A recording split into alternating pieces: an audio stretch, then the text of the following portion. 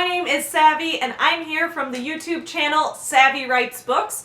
You might also know me as the author of the new adult novel Sculpt Yourself, or of the children's book series The Forever Home Friends, which also includes a stuffed animal component. Today, I am here to give you guys some tips as we are working through NaNoWriMo together. Fun fact, my first ever new adult novel, Sculpt Yourself, was a NaNoWriMo story back in 2017, and now I'm actually working on the sequel to it for this NaNoWriMo, so that's super exciting. So let's get into it. Right now in NaNoWriMo, we are kind of getting to the point where I know a lot of us are probably kind of sick of hearing our own voices, of writing in our same style over and over again, or at least I personally am, so I don't know if you guys are feeling the same way. But a lot of us might be getting stuck, we might be struggling to keep up the motivation to finish the thing, so that's why today I am here with 5 tips for how to stay motivated during NaNoWriMo. I'm going to try my best to be as specific as possible with these tips, but keep in mind if your writing process is different, that is totally fine. My first tip is to change your scenery. I talk a lot on my channel about the fact that I struggle with being very extroverted while also writing, which is a very solitary activity a lot of the time. Going out in public, writing somewhere different than usual, that can really get me motivated to keep on going. My favorite place to write is this one coffee shop that's in my neighborhood. It's a fun small business that's really close to me that I love to support. But there are also tons of other places that I like to go. I like to go to downtown Chicago sometimes. And back when I was in school, I would love to go to the library and just sit down and work on stuff, so all of that is good. But I would highly recommend going out in public, changing your scenery, trying to write somewhere outside of your normal location, especially if you're normally writing at your house. Try getting out in the world somewhere else, watch some people, eat some food, just kind of take in the atmosphere around you, and at least for me, that gets me motivated to start thinking about all of these things, about all of these images and all of these scenes once again, and then I get right back to it. My second tip is to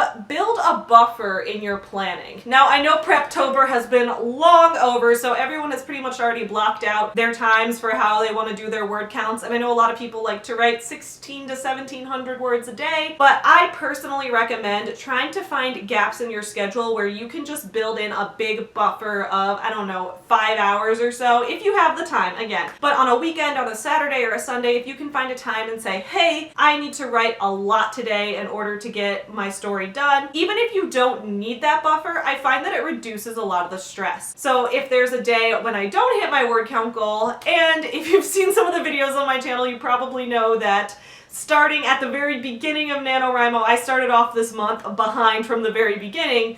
It's helpful to know that there are going to be days later in the month where you have time already scheduled to catch up on everything, and then it kind of feels like a weight lifted off your shoulders. So I recommend that as well. My third tip is that if you get stuck, try alternating between typing and handwriting. I know some people love to handwrite their entire novel, some people love to type the entire thing, but for me, I find that switching back and forth kind of gives me a new perspective and makes things feel less tedious.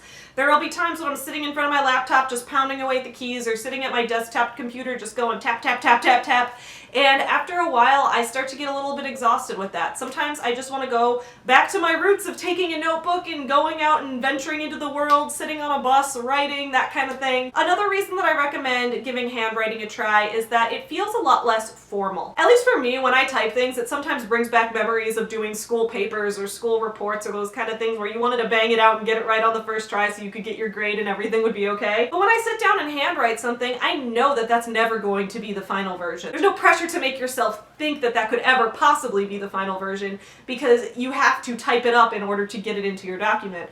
So while you're typing it up, you could feel like you're already in the process of improving it a little bit, and then you don't have to worry about things being not up to your standards when you're handwriting, if that makes sense. Also, the switch in them, at least for me, shows like a tactile kind of difference. Like, I'm very tactile with a lot of things. I like to touch things. I like to, hold things, play with toys, have things in my hands, and that kind of gets my mind going. So the difference between writing with a pen versus tapping the keyboard, the difference in feeling of those two things kind of helps me stay on task and keeps me from getting, burnt out with one thing or the other. Tip number 4, get snacks! When I was in college, I used to get so excited for those nights when I'd have to stay up doing work all night long, and people would be like, why are you excited for that? That's ridiculous. I don't want to have to do all this work. And when I really thought about it, it was because I was giving myself permission to eat whatever I wanted for a snack. So I would say, if you can, can indulge in those vices, right? Eat the junk food, eat the donuts, drink as much coffee as you want,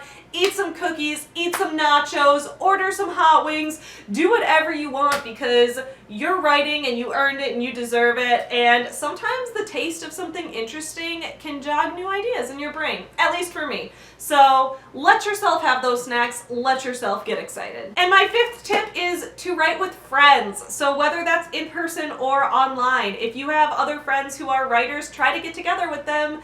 Work on some writing together. If your friends that you have in real life are not writers or they're not into that, then, check out the AuthorTube community. Go onto YouTube and find other people and comment on their writing and talk about it. Join a NaNoWriMo Facebook group, that kind of thing. Make sure you're communicating and talking with your friends throughout the process because the power of other people to motivate each other and to collaborate and to lift each other up is just unmatched. I think it is fantastic. So those were my 5 tips for staying motivated during NaNoWriMo. I hope you guys enjoyed this video. Please check out my channel, Savvy Writes Books, linked in the description below, where I have tons of videos about writing advice, I have tons of book reviews, I have tons of videos all related to reading and writing, and I hope you guys enjoy them.